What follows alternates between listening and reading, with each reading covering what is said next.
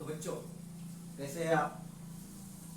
तो जैसे कि हमने लास्ट वीडियो में देखा है, लास्ट वीडियो में हमने क्या देखा कि what is chemical equation. Chemical equation क्या होती है ये हमने लास्ट वीडियो में देखा है। अब आज हम जानेंगे how to write a chemical equation, मतलब कि केमिकल इक्वेशंस लिखने के कुछ रूल्स है।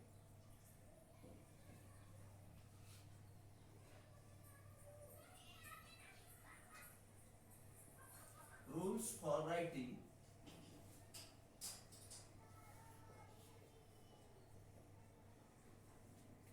Chemical equation.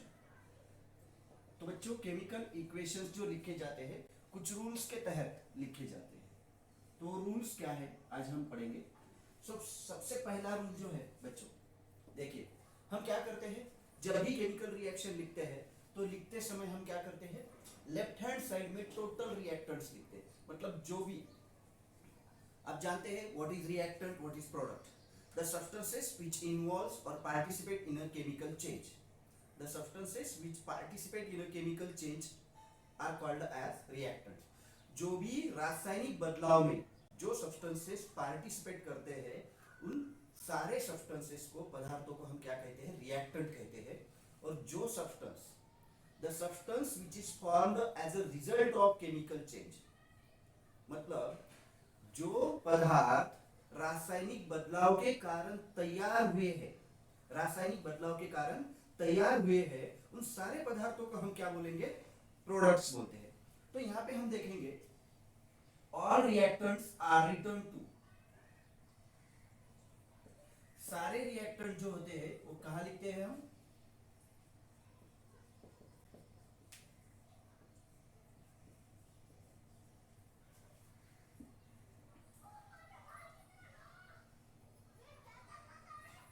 Are return on left hand side. सारे के सारे रिएक्टेंट लेफ्ट हैंड साइड में लिखे जाते हैं with plus sign, with plus sign between them.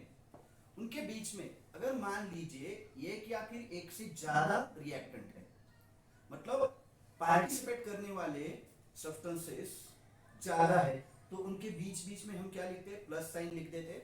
तो सारे के सारे रिएक्टेंट लेफ्ट हैंड साइड में लिखे जाते। वैसे ही सारे प्रोडक्ट्स, ऑल प्रोडक्ट्स, सारे प्रोडक्ट कहां लिखे जाते हैं, all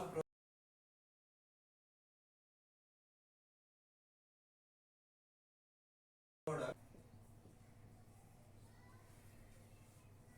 on right hand side.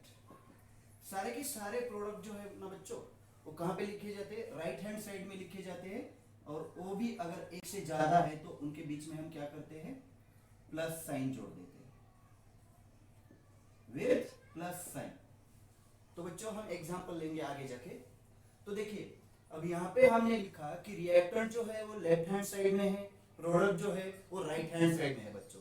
तो यहाँ पे हम क्या करेंगे, उनको कुछ ना कुछ है ना, दोनों के बीच में कुछ ना कुछ ऐसा होता है जो दोनों को क्या करता है, डिफरेंशिएट करता है। दोनों को क्या करेगा, वो डिफरेंशिएट करेगा, मतलब एक दूसरे से अलग करेगा। वो क्या होता है बच्चों, वो होता है एक एरो। एक एरो लिखते हैं हम, an arrow is placed between, an arrow is placed between what, reactant and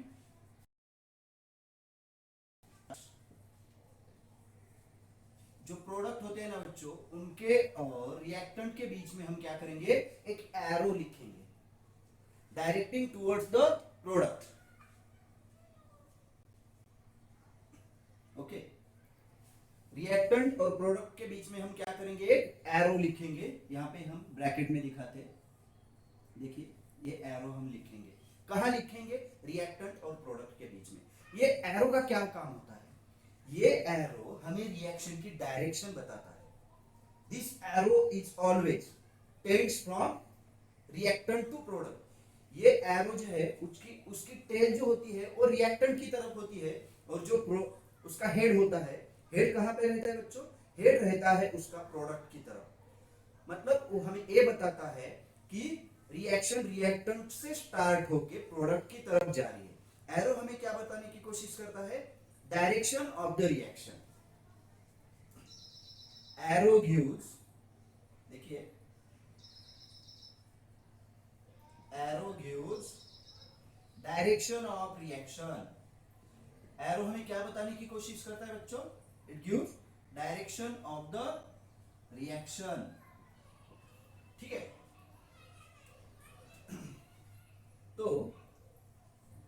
to create the chemical equation more informative, हमें जो केमिकल इक्वेशन है वो ज्यादा से ज्यादा इंफॉर्मेटिव बनाने के लिए क्या करना पड़ता है? Right physical state of all reactant and products. आपको अगर हमें ये इक्वेशन क्या बनानी है? मोर इंफॉर्मेटिव बनानी, मतलब ज्यादा इंफॉर्मेशन देने वाली बनानी है, तो हम क्या करेंगे? Write physical state. हमें फिजिकल स्टेट लिखने पड़ेंगे। Physical states of all reactant and product, सभी के सभी रिएक्टेंट एंड प्रोडक्ट्स।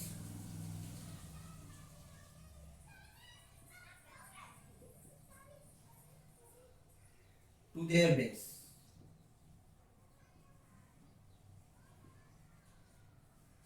हमें क्या करना पड़ेगा? जितने सारे रिएक्टेंट है और प्रोडक्ट है, सबके सबके फिजिकल स्टेट हमें लिखने पड़ेंगे। कहां पे लिखने पड़ेंगे बच्चों? उनके बेसिस पे।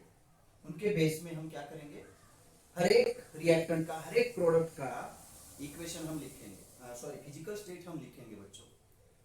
तो यहाँ पे देखिए, हम फिजिकल स्टेट्स कौन से यूज करते हैं? सॉलिड, सॉलिड के लिए हम यस यूज करेंगे। सॉलिड के लिए हम एरो भी यूज करते हैं, डाउनवर्ड एरो। ओके, सॉलिड के लिए हम क्या करेंगे? डाउनवर्ड एरो और यस, ये दोनों में से एक यूज करेंगे। दूसरा हम क्या करेंगे बच्चों? लिक्विड के लिए यल यूज करेंगे। गैसियस के लिए क्या करेंगे बच्चों? जी।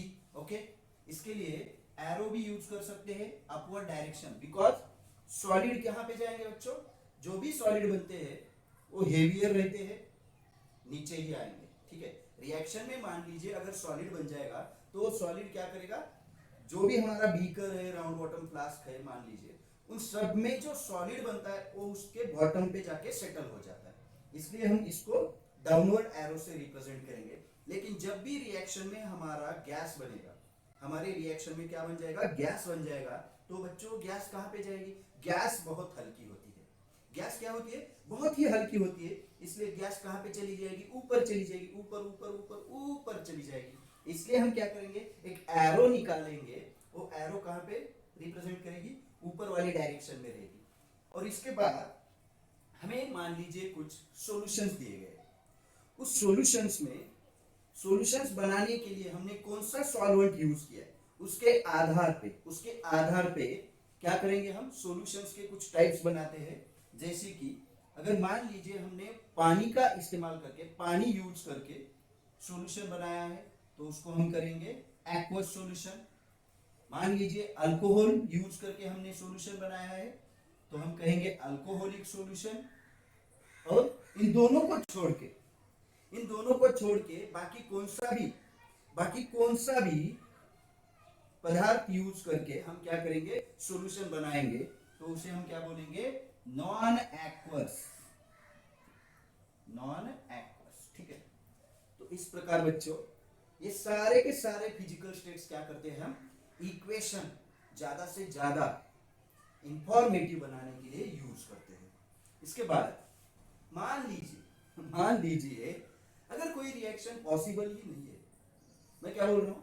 अगर कोई रिएक्शन पॉसिबल नहीं है, लेकिन कुछ पदार्थ यूज करके वो रिएक्शन हम प्रोसीड कर सकते हैं, तो वो सारी की सारी conditions, those conditions which are important for the chemical reaction, ऐसे सारे के सारे, ये मैं मिटा देता हूं अभी। ये जो फिजिकल स्टेट है ये सारे मिटा देता हूं। नेक्स्ट रूल लिखता हूं यहां पे।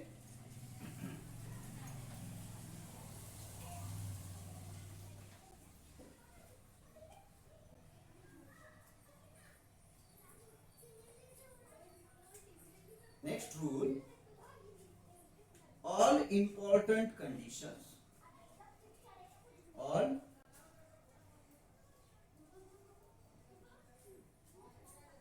important conditions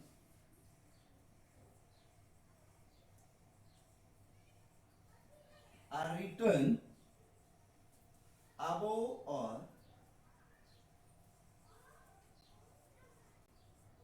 or below the arrow. आप क्या कर सकते हैं बच्चों,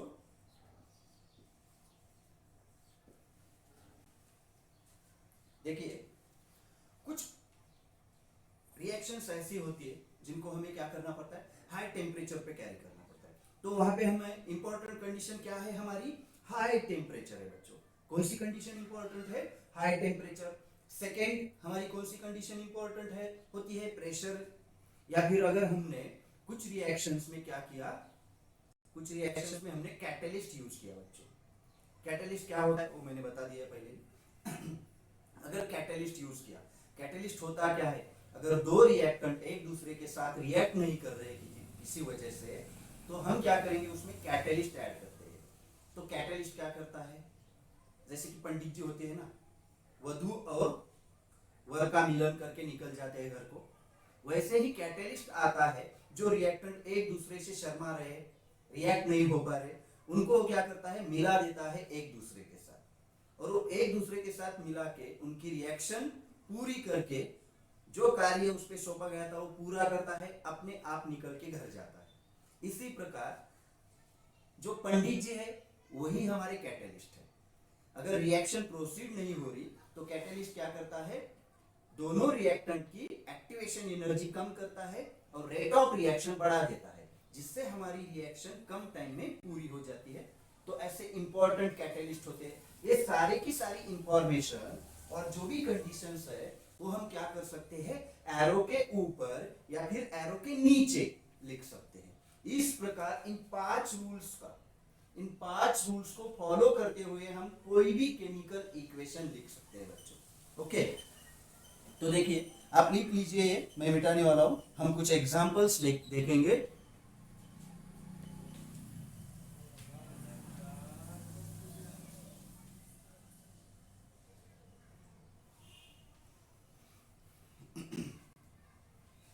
तो चलो मैं दो एग्जांपल्स यहां पे लूंगा, दो एग्जांपल्स।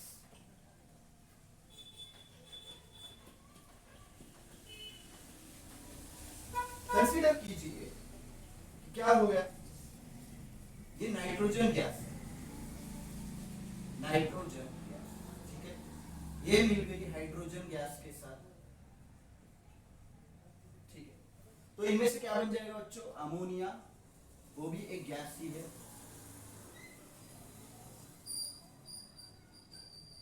ठीक है। तो देखिए बच्चों यहाँ पे मैंने क्या किया, हमने एक दो गैसेस यूज की थी, दो अलग अलग गैसेस थी, तो हमारे रिएक्टेंट हो गए दो। उनको लिखते समय हमने क्या किया, total reactant left hand side में लिखे, एक से ज्यादा है इसलिए बीच में प्लस साइन डाल दिया। एक नाइट्रोजन था, दूसरे वाला हाइड्रोजन था, तो दोनों अलग अलग थे, बीच में हमने प्लस साइन लगा दिया।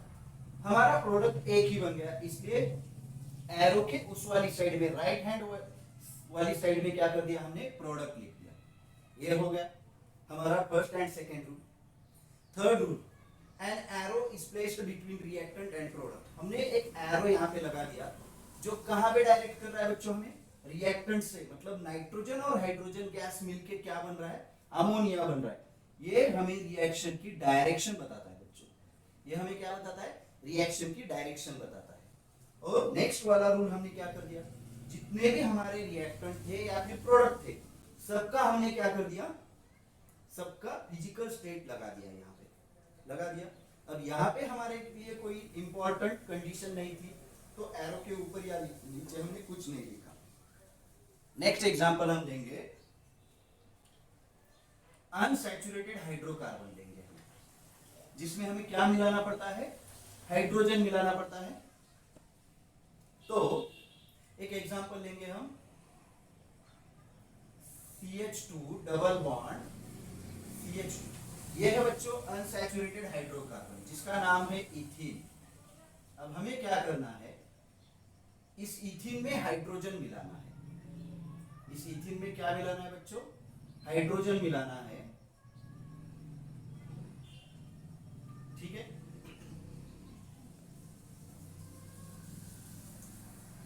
ओके। इथीन में हमें क्या मिलाना है, हाइड्रोजन मिलाना है। तो हाइड्रोजन मिलाने के लिए वो इजीली तो नहीं मिलता, तब हमें क्या करना पड़ता है, कुछ कंडीशंस प्रिफर करनी पड़ती है। जैसे कि टेम्परेचर हमें क्या करना पड़ेगा, 373 केल्विन तक बढ़ाना पड़ेगा। 373 केल्विन तक हमें टेम्परेचर बढ़ाना पड़ेगा। और टेम्परेचर बढ़ाने के बाद भी हाइड्रोजन इसके साथ नहीं मिल जाता, तो हम हमारे पंडित जी को बुलाते हैं और हाइड्रोजन की शादी कराने के लिए, हाइड्रोजन की शादी कराने के लिए 3 पंडित जी आ सकते हैं। मतलब 3 कैटलिस्ट हम यूज कर सकते हैं। कौन से, पहले वाला तो है प्लैटिनम, सेकेंड वाला है पैलेडियम और निकेल। ठीक है, ज्यादा से ज्यादा तो निकेल ही यूज करते हैं बच्चे। ठीक है, इन 3 पंडित जी को हम ला सकते हैं एज ए कैटलिस्ट। तीनों में से कौन सा भी एक लीजिए आप, एक ही पंडित जी की जरूरत रहेगी हमें, तो निकेल लीजिए या फिर पैलेडियम लीजिए या फिर प्लैटिनम लीजिए। तब जाके ये हाइड्रोजन क्या करेगा, इसके साथ मिल जाएगा और ये बन जाएगा saturated gas, that is ethane. कौन सी गैस बन जाएगी, इथेन गैस बन जाएगी, सैचुरेटेड। ठीक है, तो यहां पे देखिए एज पर द रूल्स हमने क्या किया, एक केमिकल इक्वेशन लिखी जिसमें जो रिएक्टेंट है उनमें प्लस साइन लगा दिया क्योंकि 2 अलग अलग रिएक्टेंट थे। प्रोडक्ट यहाँ पे भी हमारा एक ही बन गया तो प्लस साइन लगाने की जरूरत नहीं है। अगर एक से ज्यादा प्रोडक्ट बनते तो हम यहाँ पे प्लस साइन लगा के दूसरे वाला प्रोडक्ट लगा देते। तो दूसरा इंपॉर्टेंट क्या किया हमने, एक एरो लिखा। तीसरा सबकी फिजिकल स्टेट लिखी। और लास्ट वाला इंपॉर्टेंट क्या था, अगर कुछ स्पेशल कंडीशंस हम यूज करेंगे तो स्पेशल वाली कंडीशंस हम कहाँ लिखेंगे, एरो के ऊपर या फिर एरो के नीचे। ठीक है ना बच्चों, तो इस प्रकार हम क्या कर सकते हैं, केमिकल रिएक्शंस लिख सकते हैं। ये सभी के सभी रूल्स लिख लीजिए, एग्जांपल्स भी लिख लीजिए। बाकी हम नेक्स्ट वीडियो में कंटिन्यू करेंगे।